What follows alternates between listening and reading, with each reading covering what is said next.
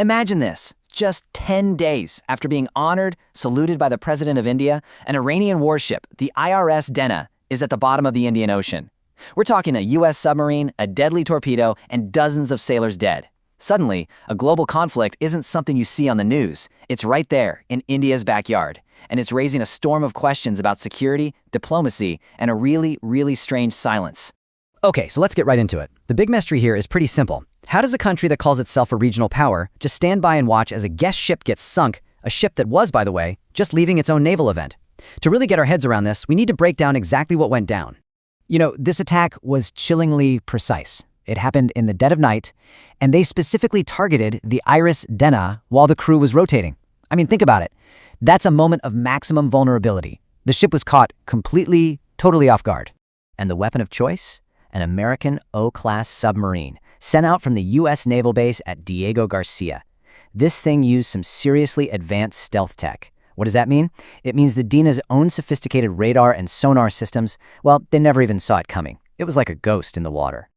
But in the aftermath, you know what the loudest sound coming from India was?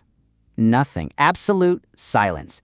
No rescue mission was sent, no humanitarian aid offered, not even an official "we're sorry for your loss" for a ship and crew that had been honored guests just days earlier. And believe me, this silence is right at the heart of this whole controversy. And here's where the story gets really wild. The journey from celebrated guest to, well, obliterated target took just a handful of days. This wasn't just some random warship out on patrol. This was a ship that had just participated in a friendly, multinational exercise hosted by India itself. That's what makes its fate so shocking. This timeline just lays it all out, plain and simple. In February, the Dena arrives in India for Milan 2026, a huge event all about maritime cooperation.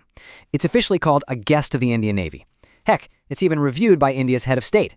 Then, boom, early March, on its way home, it's torpedoed and sunk. So, the million-dollar question. How did the United States justify this? How did the Pentagon possibly frame an attack on a ship that wasn't in combat? A ship that was literally just heading home from a party? Well, they gave it a name, Operation Epic Fury.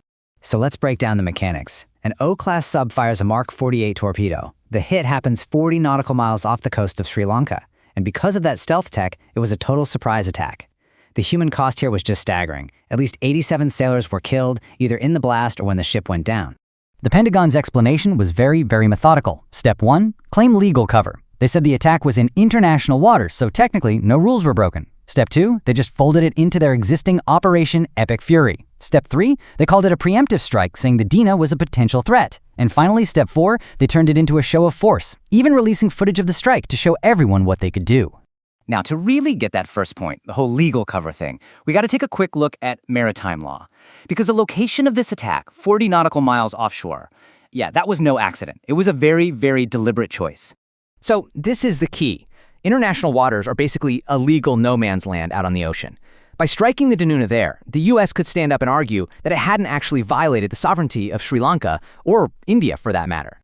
This table really breaks it down for us. You see, up to 12 nautical miles from shore, that's a country's sovereign territory. The attack happened at 40 nautical miles. That puts it outside the territorial and contiguous zones, but still well inside the 200-mile exclusive economic zone, the EEZ. So while it's legally international waters, strategically speaking, it's right in the neighborhood.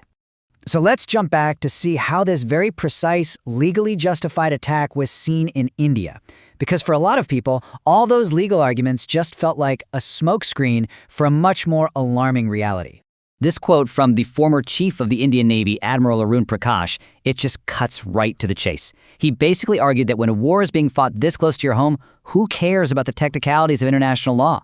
The point is, the war is now on your doorstep. And India's political opposition jumped on these exact same worries, asking some really tough questions. Why wasn't any aid sent to a guest? Why did the smaller Sri Lankan Navy lead the rescue, not the self-proclaimed regional power? How did this sub even get so close without anyone knowing? And, you know, the biggest question of all, is this silence a sign that India has secretly picked a side in this conflict? 32. This number kind of says it all, doesn't it? 32. That's how many Iranian sailors the Sri Lankan Navy was able to pull from the water. It's a number that just puts a huge glaring spotlight on India's complete absence from the rescue effort. The ripples from this incident didn't just stop at India's coast, though. Oh no, the message that torpedo sent was heard loud and clear all the way in Tehran. And their response? It was immediate. Iran's official statement was a direct and, frankly, a chilling threat. They made sure to point out that their sailors were guests of the Indian Navy, coming home from a friendly event. And they promised that America would bitterly regret what it had done, vowing retaliation. And that's the real danger here. That single vow could transform the entire Indian Ocean from a relatively stable trade route into a brand new front in a global conflict. Any retaliation could totally disrupt global supply chains and drag the whole region, India included, into a much, much wider war. This brings us right back to this central contradiction, doesn't it? On one hand, India claims to be the net security provider for the entire Indian Ocean, a real regional power. But on the other hand, when a crisis actually happened, there was no security provided, and a smaller navy ended up handling the rescue. The gap between what's said and what's done, well, it's never been clear. So at the end of the day, the sinking of the IRIS Dena leaves us with this one critical question. Was India's silence a calculated, strategic move made from a position of strength? Or was it the silence of a country that suddenly found its hands tied, unable to act, revealing a major loss of control on the world stage? The answer to that is probably going to define the future of the entire Indian Ocean.